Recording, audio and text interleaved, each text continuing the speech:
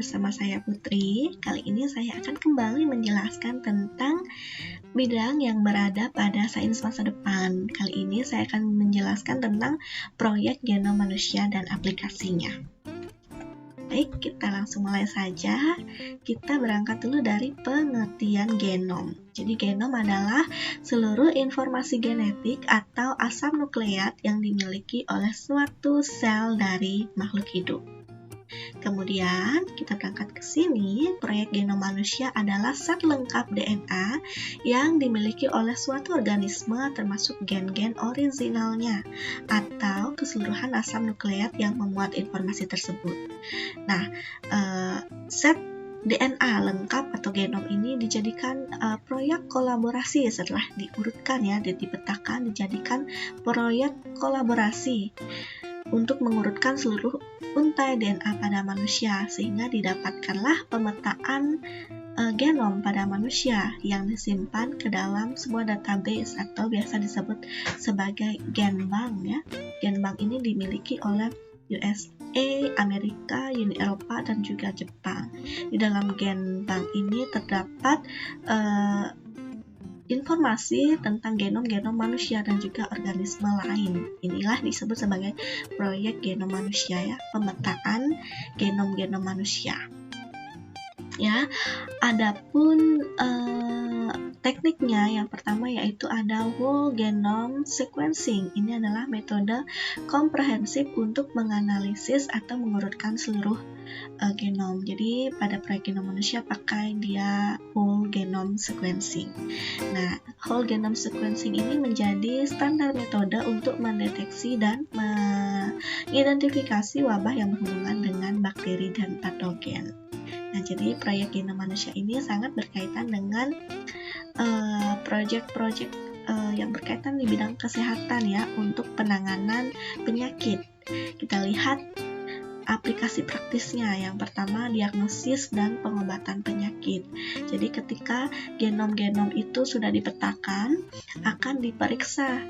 Hasil pemeriksaan itu akan dapat mengungkap penyakit-penyakit apa yang ada pada gen itu. Dan ini adalah teknologi yang sangat hebat ya, karena dari pemetaan genom kita sudah bisa tahu penyakit-penyakit yang ada pada gen tersebut sehingga dapat ditangani lebih awal. Lalu ada farmakogenomik, jadi membuat obat-obatan ya yang berdasarkan hasil dari genom-genom yang telah diperiksa. Konseling genetik, jadi adanya proyek genom manusia ini kita dapat melakukan konseling genetik setelah genom diperiksa. Akan dapat ketahuan penyakit apa, kemudian potensi penyakit yang akan ada, itu kita dapat melakukan konseling untuk pencegahan dan pengobatannya bagaimana. Lalu dia juga dipakai dalam ilmu forensik. Selain itu, aplikasi praktisnya juga ada pada peningkatan pertanian dan peternakan. Pengujian prenatal, jadi sebelum lahir, genom dari bayi itu diperiksa dulu untuk melihat bagaimanakah perkembangannya, kesehatannya secara keseluruhan. Kemudian juga proyek genom manusia bisa dipakai untuk menguji silsilah dan keturunan genetik. Kita bisa tahu ya dengan memeriksa genom-genom manusia.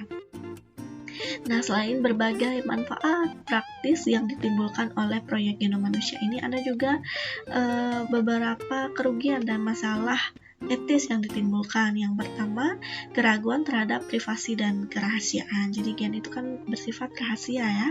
Jadi ada keraguan apakah privasi itu benar-benar dijaga.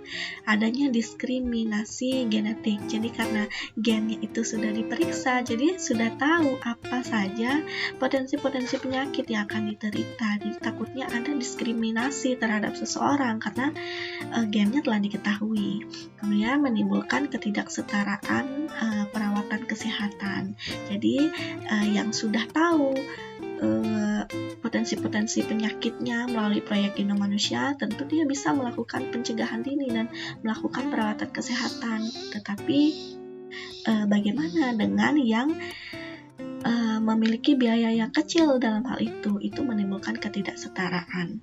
Lalu perdebatan tentang hak paten dan kekayaan intelektual, masih terjadi perdebatan siapa sih yang memiliki hak paten terhadap genom-genom manusia itu. Lalu adanya ketidaketisan perilaku riset. Jadi ada yang mengatakan bahwa memeriksa genom seseorang itu adalah tidak etis, seperti itu. Ya, kita lanjut sedikit ke next slide. Nah, pentingnya pemetaan genom. Jadi, ini merupakan teknologi yang luar biasa yang juga manfaatnya sangat nyata ya.